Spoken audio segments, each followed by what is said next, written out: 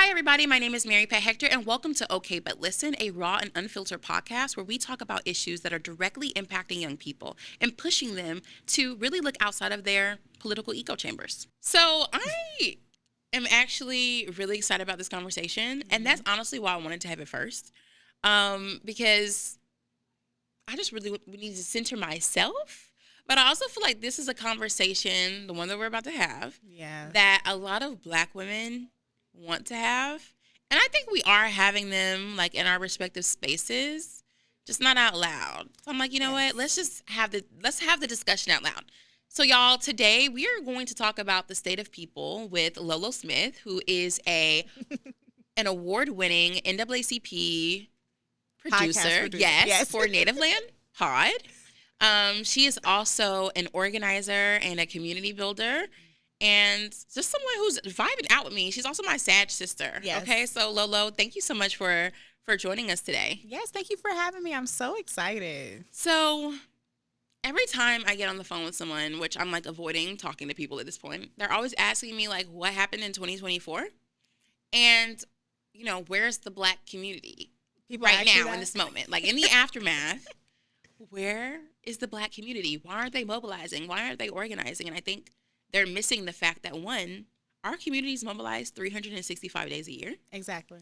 And we are organizing, but just because we aren't publicly talking about it, you know, we're just in a space of like needing to rebuild trust. So post 2024, how are you doing? How are you feeling? You know, it's so funny. So I was there on that campus 2024 on Howard's campus, waiting for the VP to come out. And we did a show with Native Land Pod. We did a live taping there. And when I say, like, it was such a legendary night, but then as the night went on, it was hard. Like, you could literally feel the heart breaking in the atmosphere. And it took a really long time. Like, I didn't realize how much that affected me. I ended up leaving early, like probably a little after midnight. We had our crew there still doing the show. We did it with Breakfast Club. And I ended up leaving. And the next day, I felt like I had just went through a really hard breakup. Like, I was going through a really hard breakup. And so you talking about where I'm at, what have I done? I ended up going on vacation for over a month after that. And I don't think it was until recently, and I know we'll talk about it, we did the State of the People Marathon, that I actually got back engaged. Because before, I was like, yeah, y'all got this one. I don't want to see, I started muting things out of my timeline. I don't want to see anything politics. I can't deal with all of the stuff that's going on. Like, just let it burn. And that's where I was at. So now, being in this space, I do feel like I've gotten myself back. I've gotten back, but I am excited to talk to you, though, about, like, we got to show some grace to people who went through that heartbreak in 2024, because I think we all did. I feel like my heartbreak was not vacation. So here's tea. The election was so stressful for me. I was actually pregnant throughout the entire election. I didn't tell a soul. Thank you. I did not tell a soul about my pregnancy because I didn't want my pregnancy to be something that, like, funders of mine were afraid to invest in my work, right? Because I'm about to have this baby, or people weren't able to believe in my capabilities of organizing, which I think oftentimes Black women do things like that. I never really took maternity leave. Wait, when did you have your baby? LOL. I never even told anyone. Literally. So even my staff did not know when my baby was born. So I ended up like, you know, I'm just going to have to tell them that I'm pregnant. So you're not going to tell me now? LOL. Well, then I'll be putting myself on Front Street. But like, I didn't even tell my staff that my daughter was born. Oh my God. And then I want to say after the election, like, we were all on FaceTime, and I was like, well, I guess I can go ahead and tell y'all. And they were like, I know you're lying right now. That is such a Sagittarius thing to do. Literally. And since then, I've like literally been working nonstop. And so I look for the day that I can have that like 1 month. But what I will say is that my breakup experience post 2024 was like doom scrolling. I attempted to do like the first 100 days of the president's term.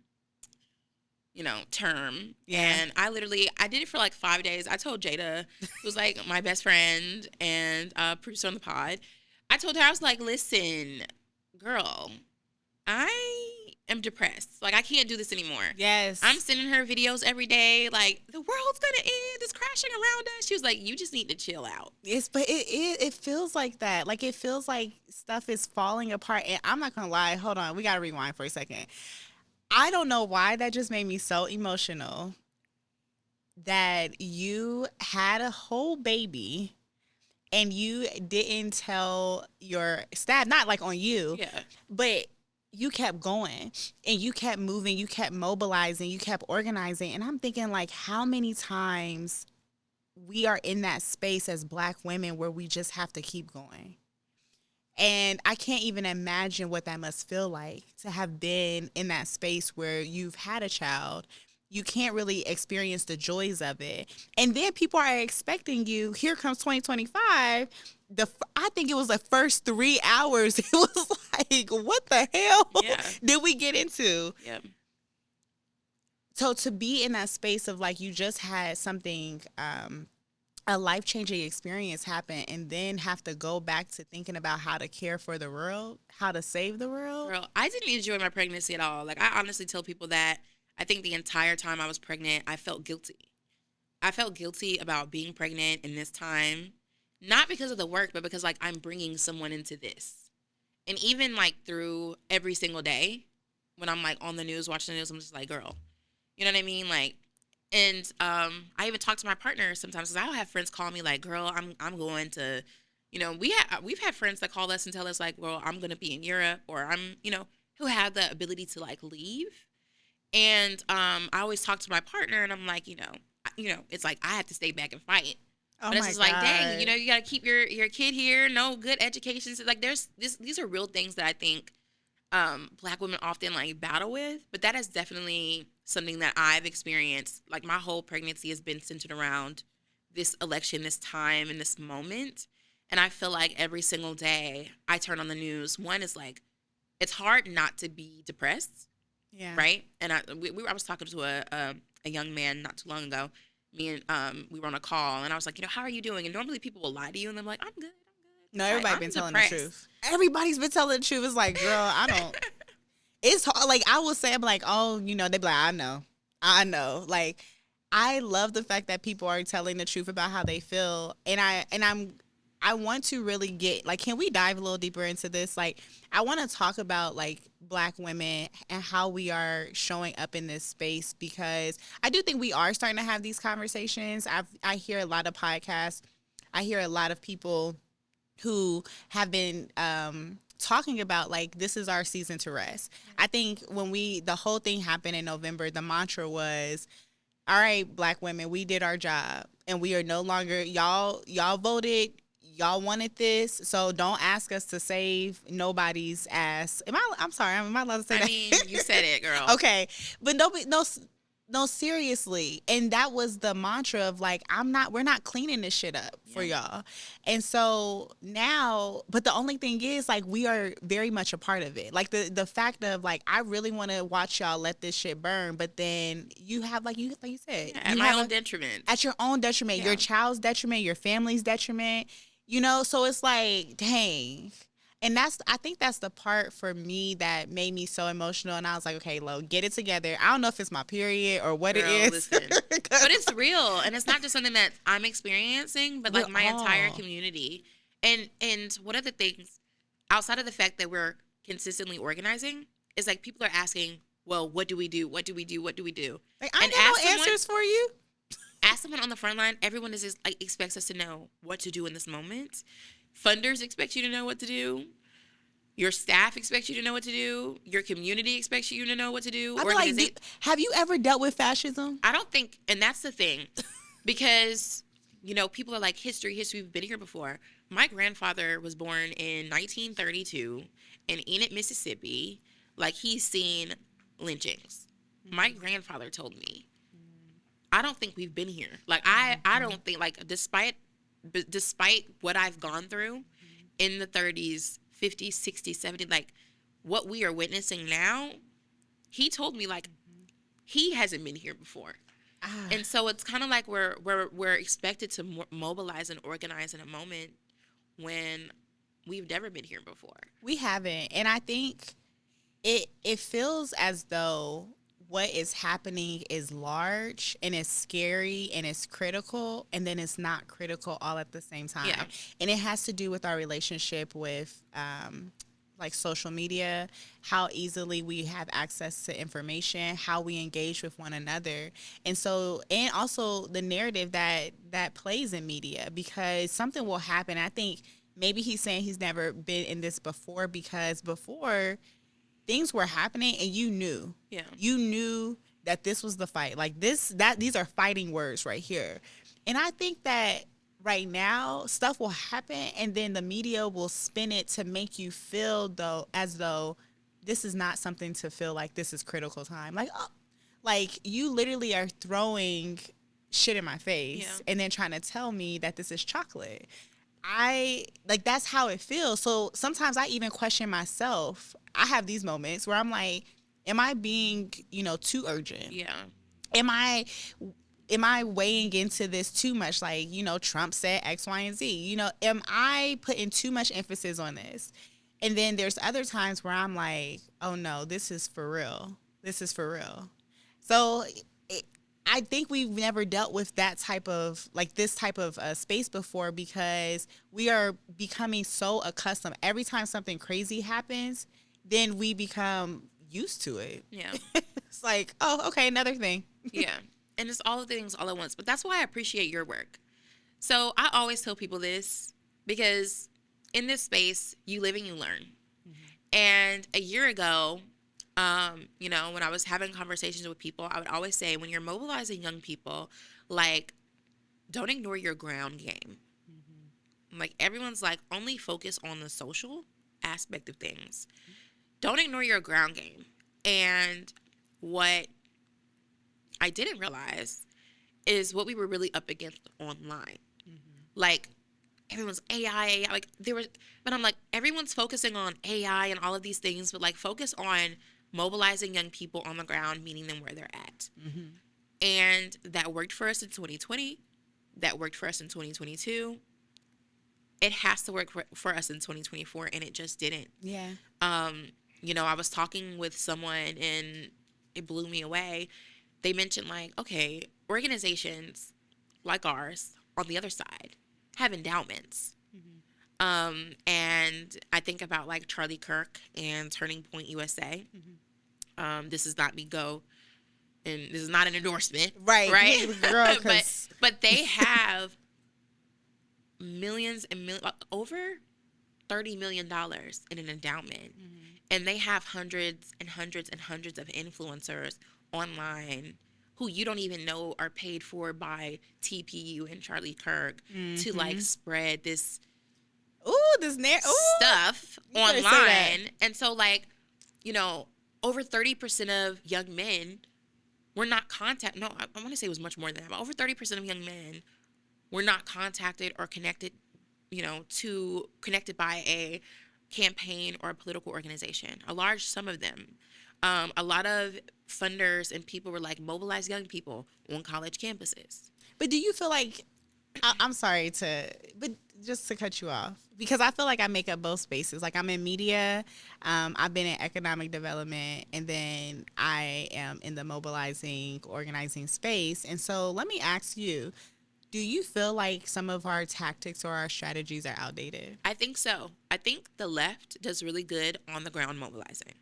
I think that's important, right? Like, we are community organizers. Mm-hmm. Whether you are a elected official or an organization or an individual who's just in the work. Like, we do great mobilizing people on the ground. They don't do great doing that. They do great building personalities, making money, pushing that money into that space.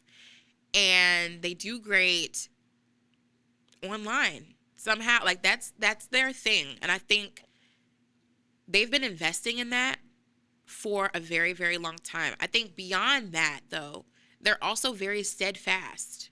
I feel like we jump.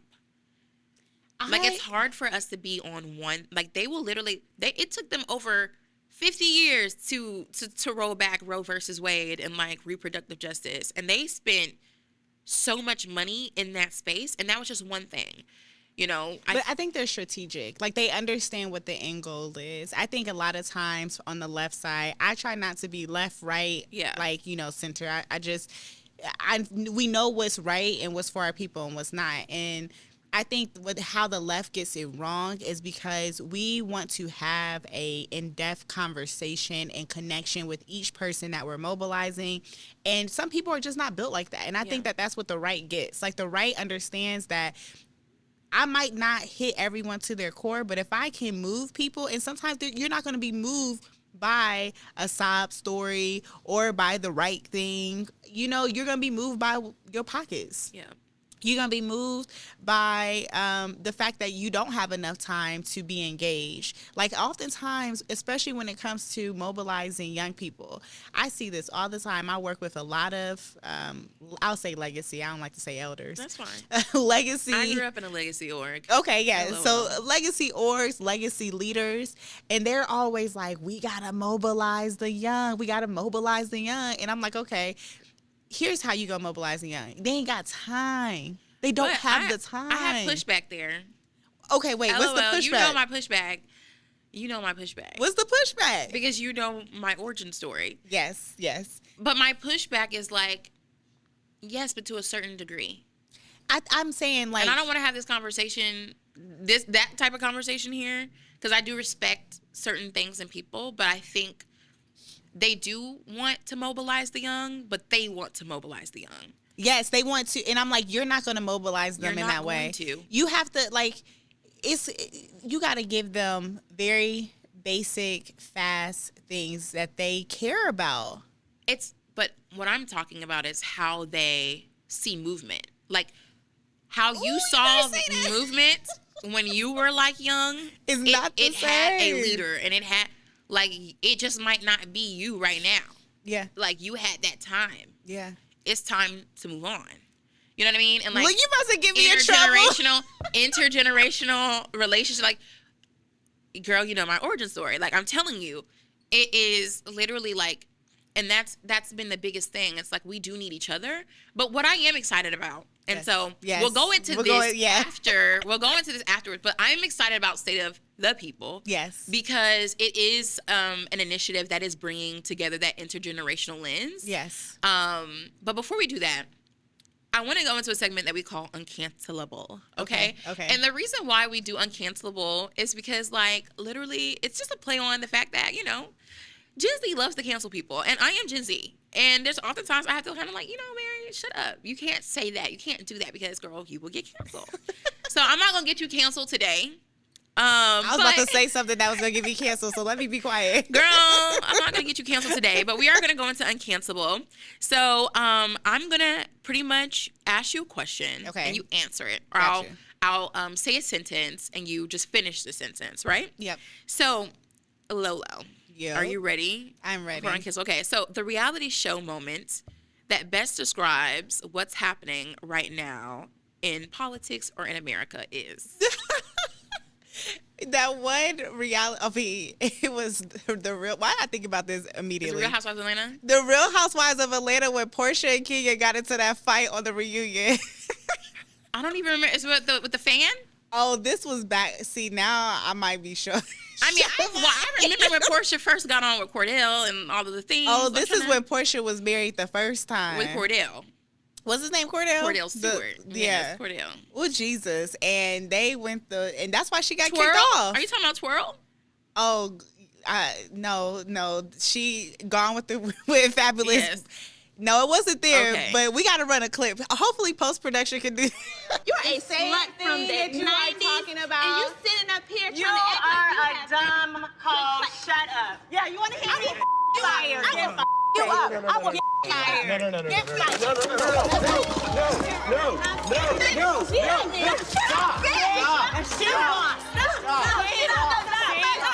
You're gone. Brandon is going to be like, and told her about post-production clips. Brandon said, we going to keep this thing rolling. I'm sorry. LOL. It's okay. This is the producer and me like, I'm going to send y'all the clip. Post-produce that.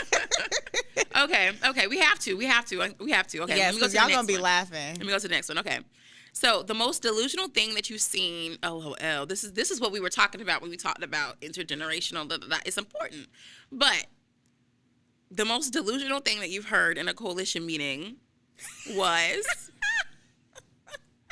I'm interested. I'll share mine. Please share yours so I can feel comfortable sharing. Okay, so the most delusional thing that I've heard in a coalition meeting, was that if you're not mobilizing young people on college campuses, then you're mobilizing young people that are conservative.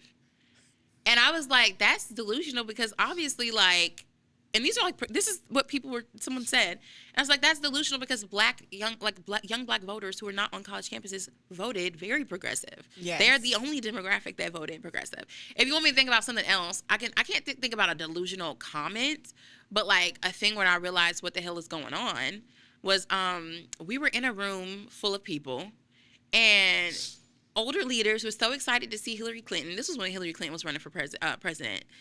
And like I tried to like ask a question or say something, and everyone just like kind of looked at me and then like turned back. It was just like focused on Hillary Clinton, walking back in the room, and I was like, see, they want young people in the room, but like this is what happens. They do not want. They really don't want us in the room. They just want us as like a thing. No. To just stand there. Oh my God. So that was a delusional moment for me where I was just realized like, girl, what are you even doing here?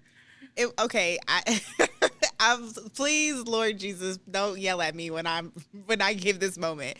I had a delusional moment where somebody. Oh, I'm gonna get yelled at so bad. Oh my God. Okay, well, I don't want you to get it's fired. It's okay girl. though.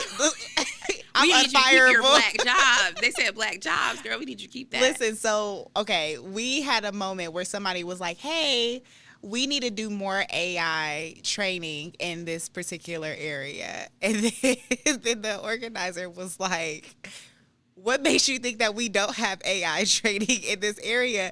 And when I say that is honestly the most delusional thing that I hear is oftentimes people come into an area and they'll be like, you know what this area needs? They need technology. Yeah. They need AI because our people are so behind. Yeah. And I'll be like, well, this is delusional of me. Don't you just ask the AI a question? What is the more training that we need on AI? Like, we're not building an AI bot. So, like, what other training do we need on artificial intelligence? So this is not to the person who said that, but this is just in general. Oftentimes, I hear people who say, like, we need tech. They be like, we need tech. We need AI. We need to be innovative. Yeah. And it'd be like some of our older generation people. And I'd be like, but you don't even know how to use Google Docs. Yeah. But we got to go and mobilize these people to care about tech. You know, they care. AI. I think they actually do. Actually, I know a lot of, like, people who in your mind you're thinking of, like, the drug dealer or somebody who is, like, in maybe not as engaged in politics. Yeah. And when I say I know they got an iPhone, they got a smartphone, they got an AI, they got it, like, they be into it. So I'll be so confused when I'm hearing these people talk about, like, especially young people, how we need to get them into tech. They are into tech. They're in tech. They are. I'm still trying to figure, and I'm a Gen Zer, and I'm still trying to figure out how to request to go live on somebody's TikTok. I am. LOL. I'm a millennial. I literally tried to figure that all day.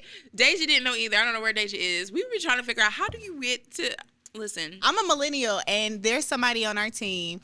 So I had set up all of our social State of the People accounts, right?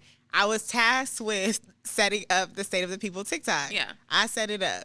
I didn't know that you can accidentally post something, so I'm thinking I'm liking stuff. Yeah, I didn't accidentally post all this stuff. I sent it over to the comms team. They're like, "Oh my God, we've been hacked." Oh my.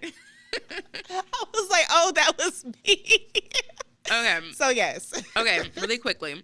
If you could choose an elected official who would need to live off of who had to live off of $2,500 a month, who would it be, and how long do you think they would last? What? Elected official. I would choose Chuck Schumer.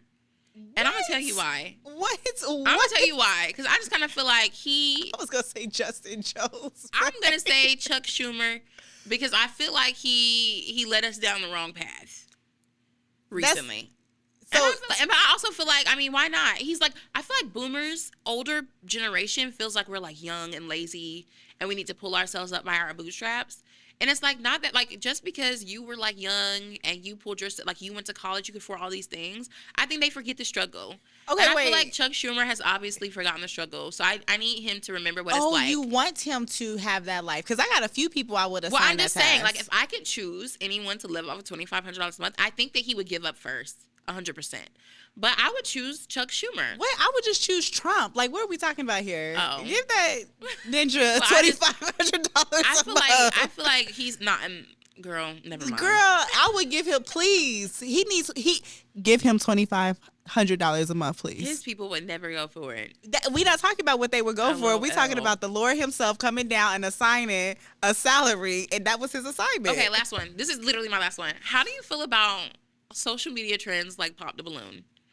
I like Pop the Balloon. You like Pop, girl? I literally cannot. Well, it depends on like where we are with Pop the Balloon. There's some of them are like really. You know what? I'm thinking about 21 Man.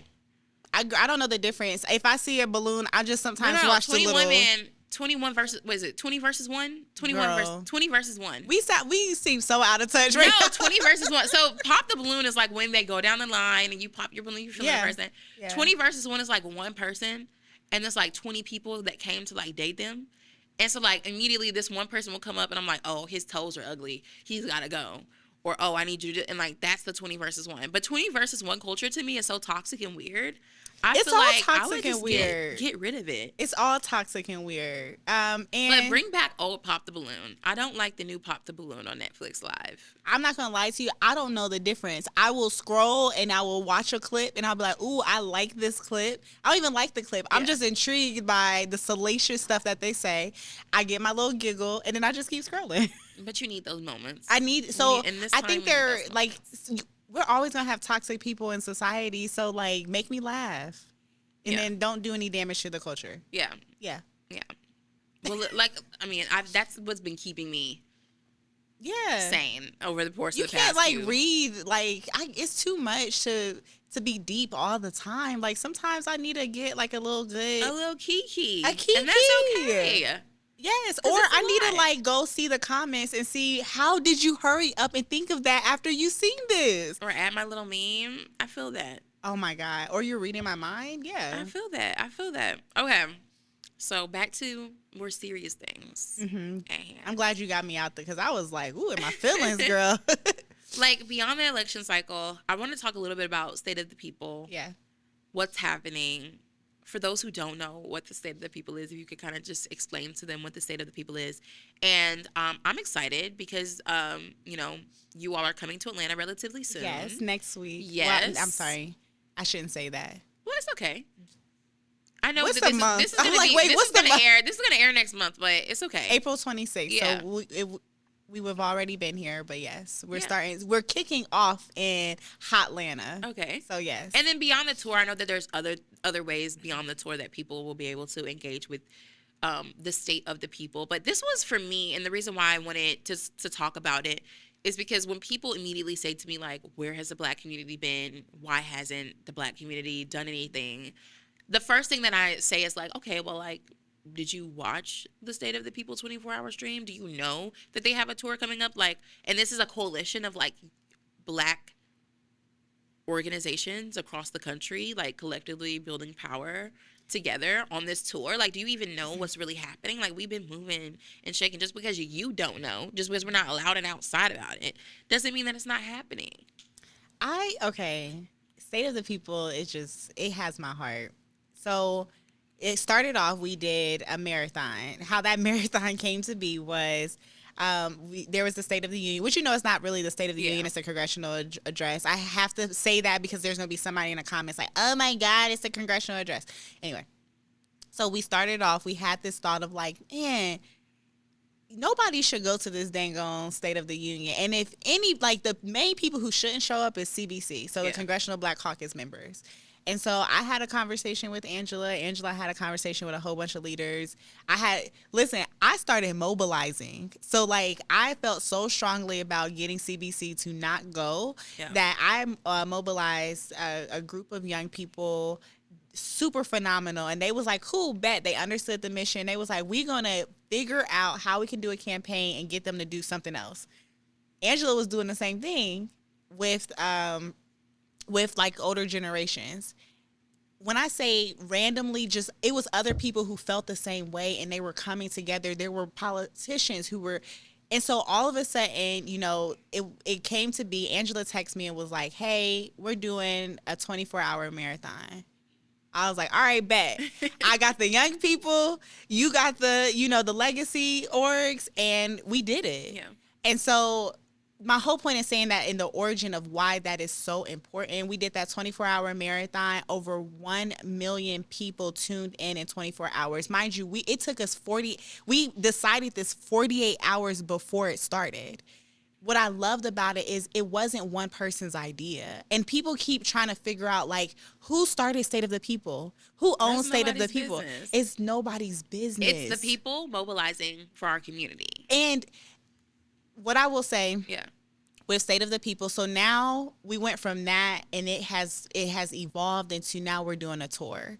And on the tour, there's multiple things happening where we, meet people's needs. We do a listening session so that we can hear what is going on the ground. We are trying to build coalition with not only organizations, but just individuals, leaders who are doing stuff so that we're not doing this in silo, that we are leaning on each other's resources. And what I love so much about State of the People is not only is it not just one person's idea, it is a bunch of different leaders, a bunch of different organizations finally coming together, no matter if they like each other or not. When I say I be organizing and people be in there arguing, I know. You know, I know some tea. Okay, good. So you know the tea.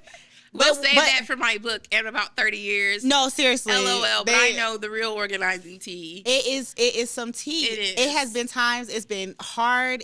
There's been moments I'm like, y'all, you know, but what I will say is everybody comes back to the table and they're like, this is critical times. We are in critical times. We need each other.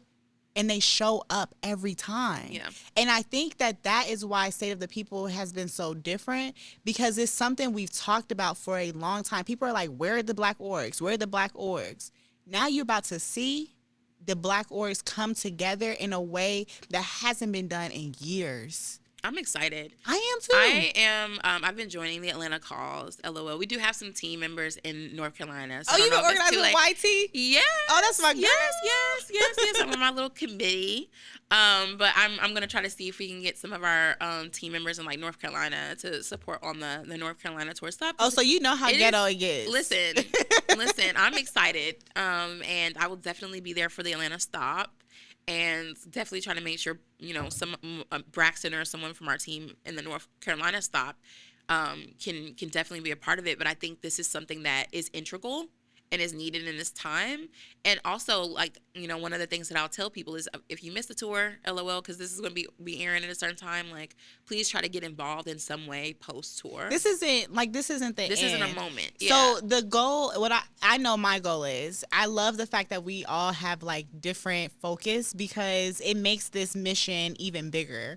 My goal and my biggest vision is that we build coalition and we find a way to actively engage with each other post this tour. Yeah. But it has to start with us being able to be in community. And that means going to the people, not just the people we need to serve, but the organizations that need to work together. You mentioned something in the beginning about trust. Yeah. And how we need to rebuild trust for the system. Yeah. But we also need to rebuild trust within our community. Yeah. And within our organizing community. And that's what I'm seeing. I'm like, man, I'm having conversations and I'm seeing a lot of trauma happen or come up, but I'm also seeing us real time work through it. Yeah. And we need that because unless we want to burn with America, we cannot go into the next phase or post-Trump, if there is a post-Trump. Yeah. Emphasis on the if. If there's a post-Trump, we can't go in there. Because we might get a third term. We might get a third term. And we can't, the way we've been doing things, not to shit on anybody's effort, but the way we've been doing things is not going to sustain us past this point. Yeah. So. Yeah. You know, one of the things that I'm interested in talking with you a little bit more about is kind of like beyond, or like, you know, with the State of People. I know we're mobilizing, being in community with one another. One of the things that's like really been upsetting me is that I thought that this was going to be some of our leaders' time, specifically political, right? Like individual. And I'm only seeing like 2 who aren't afraid to like say it with their chests. But like, is there a way in which we can like hold them to the fire or more accountable? I did about a month or 2 ago. We did it was like Melanie Campbell and the National Coalition of Active Participation. We did the Black Women's Roundtable Conference. Yes. And in the BWR conference, they have us go and like meet with some elected officials. I don't know if do I even mention the person, because then they might not come on the podcast. LOL. But no, who is it? Wait, whisper. But I'm gonna tell you after. Okay. So we were meeting with some elected officials, and literally the same day that we were meeting with them, they were supposed to vote on approving the budget or not. And they were talking like they were about to vote to approve that budget. And I just had to say, hold on. Now, young people feel like y'all don't have a backbone right now. And like this is your moment. Like this is your king moment. This is your moment to basically do what Cory Booker did them 20 plus hours on that floor. But like, why did it take that? And why did it take so long? But I feel like Cory Booker has been I feel like it took a minute. I feel like they could have did that 90 days ago. But beyond Cory Booker, like the only people that I feel like are speaking up for our community are Congresswoman Jasmine Crockett. I knew you were going to say that. And of course, Bernie Sanders, who's given so much, like Bernie Sanders, he's still fighting the good fight. And AOC. But I'm like, Bernie Sanders should not have to be fighting the good fight. But Bernie Sanders lives in a position of privilege. I just want to mention that. Yeah, 100%. So there, in a way, he can fight the good fight. Like, I would expect nothing less of Bernie Sanders. I'm just like, but they talked about Joe Biden's age and even Trump's age. And I'm like, Uncle Bernie. I get it. Okay. But to your point about people showing up, I do agree with you to some extent. And this isn't because I got clients who are elected. Who are elected. Yeah. Because I have this tough conversation with them all the time. It's really like we have to get to a point where we hear each other. Yeah. I'm talking about intergenerational. And when I think young people come in and with the fire, and I'm young, so with the fire and the like, rah, rah, rah, rah, and so we are attracted to more of a Jasmine Crockett or an AOC because they give that fire. They're not bullshitting. But then like sometimes I think it's lost on young people strategy. Yeah.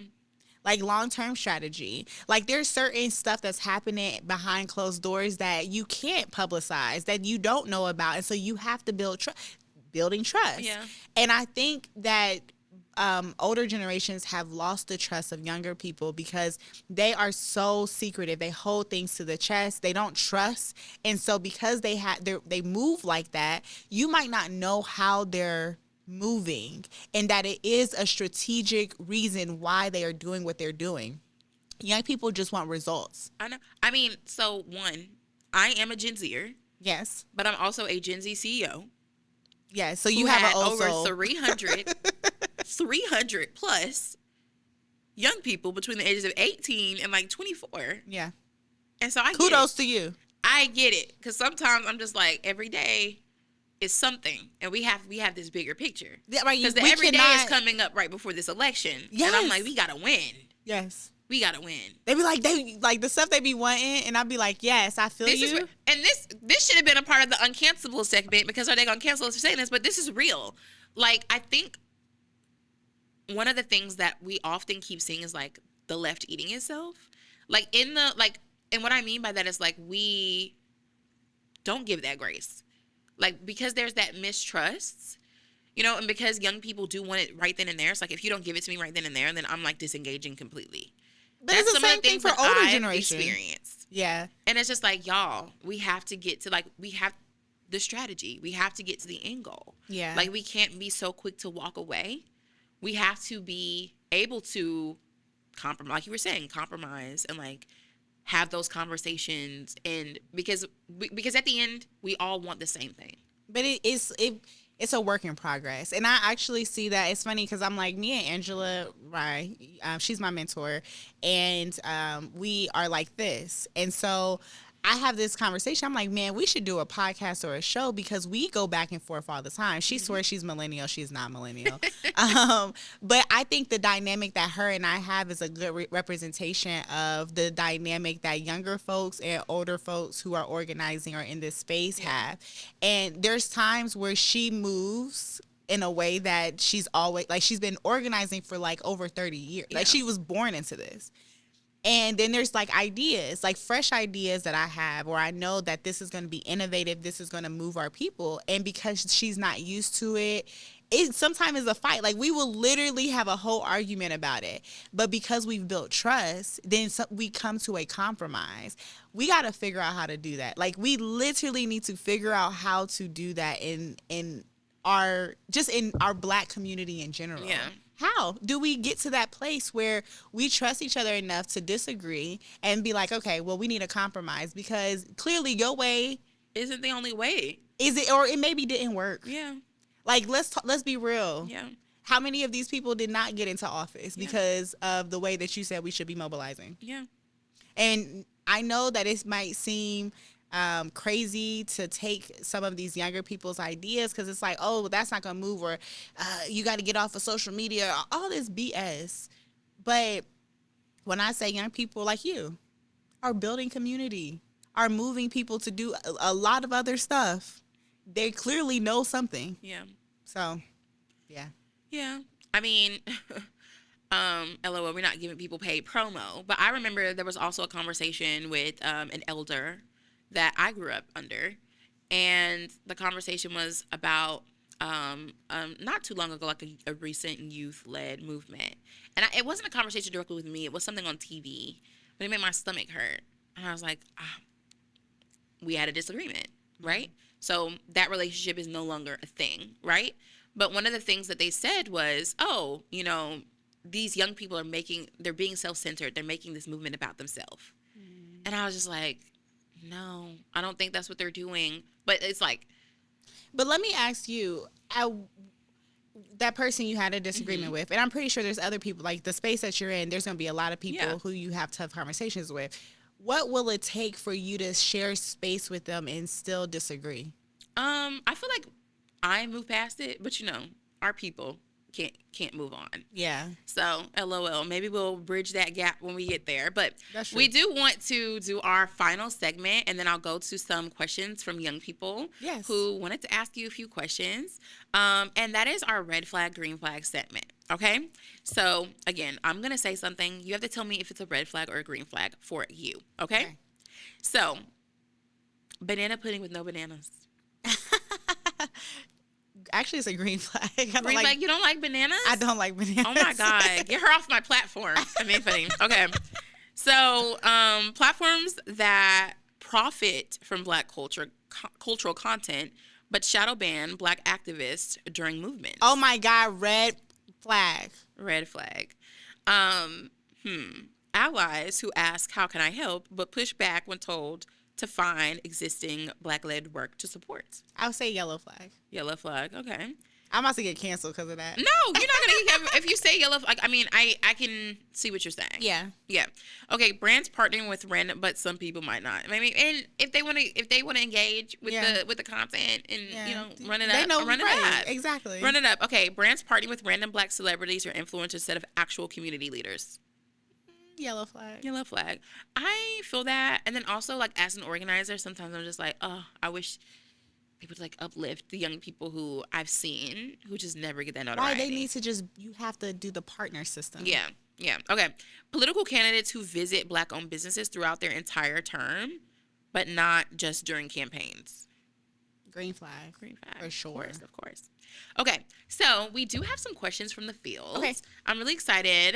These are young people from across the country, and we'll start with... My name is Anna, and I go to the University of Wisconsin-Madison.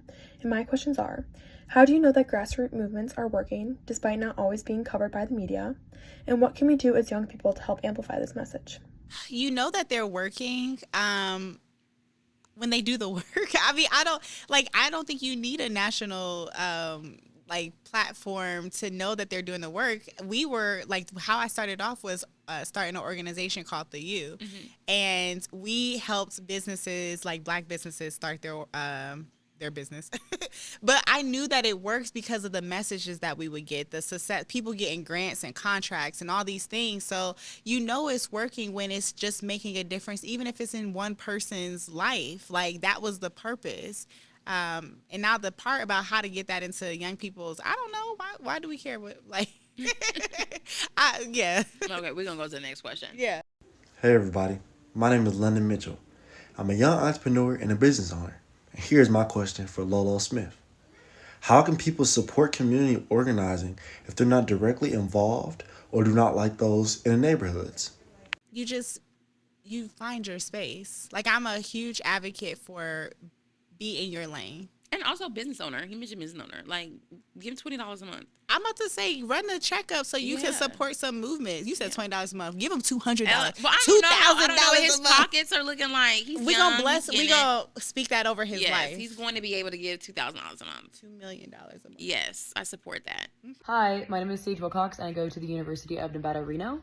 My question is that sometimes it feels like there is no progress happening and it moves backwards.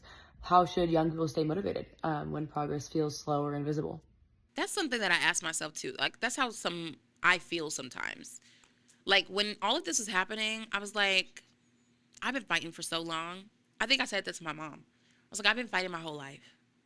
Yeah, I think that you have to just manage your crazy. Yeah. I think that we are trying to be motivated by external things, and it's okay to feel exhausted. And when you feel exhausted, then that's an indication that you need recovery. And so don't get down on yourself. Like, you were built to do this work. Yeah. Like, you were built for this life. Thank you. And so, but you always going to do it, but there's going to be times where you need a break. Yeah. And it's fine, because there's going to be somebody their calling is to do the work too. And they're going to step in while you taking a break. And then when you're back, like, you're going to be better. Yeah. So just I always say, I ask the people that I work with, I'm always like, what does recovery look like for you? And if they're feeling exhausted, I'm like, did you recover today? Do you need to go recover? And we just got to continue to ask ourselves that. Yeah, that's good. Okay, I think you have one more. Okay. Which is Mariah. Hi everyone, my name is Mariah and I am a 22-year-old HBCU alumni of Johnson C. Smith University. My question is for Lolo Smith. What role does art and storytelling play in mobilizing marginalized communities and shifting political narratives? Ooh, I love this. Like, it keeps a track of history.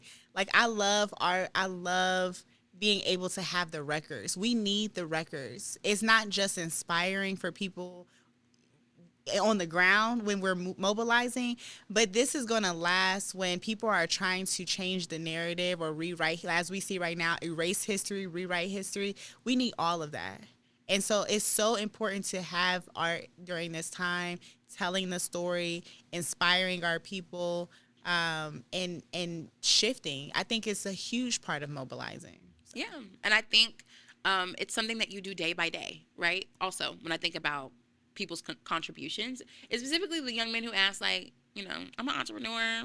What can I do if I'm not involved in an org or, anything? So my final question for you, or if you could leave the audience with something, right? What is something that you can encourage them to do to contribute to this work or the movement in some way?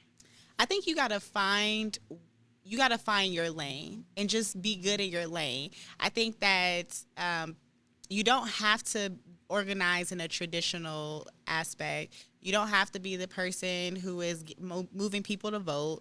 Like, there's so many things you don't have to do. If you are an entrepreneur, then build the best business that you can build. If you are a yoga teacher, do yoga to the best of your ability and invite people into community. And I think that if we all play our roles, we'll all see that we all need each other at some point in time.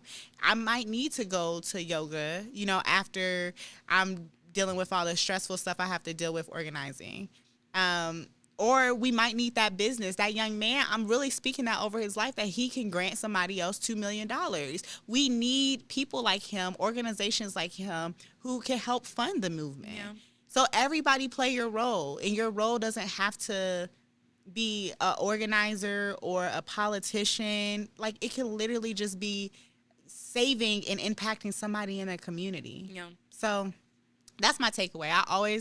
I think that everybody has a role to play. And if we just play your role and respect everybody else's role. Yeah, well, I want to thank you so much for coming all this way from Ohio to sit with us in Atlanta and have this amazing conversation. I appreciate you, and I appreciate the work that you're doing, because I think it's very, very needed. I think right now, with philanthropy looking the way that it is, organizations are often operating in a space of scarcity. But I love that you all are taking this moment, and you're taking this moment to bridge coalitions and push people to working together. And yeah, I'm excited to join the tour. Yes. And see what's going to happen next. So thank you so much, Lolo. I appreciate it. Thank you for having me.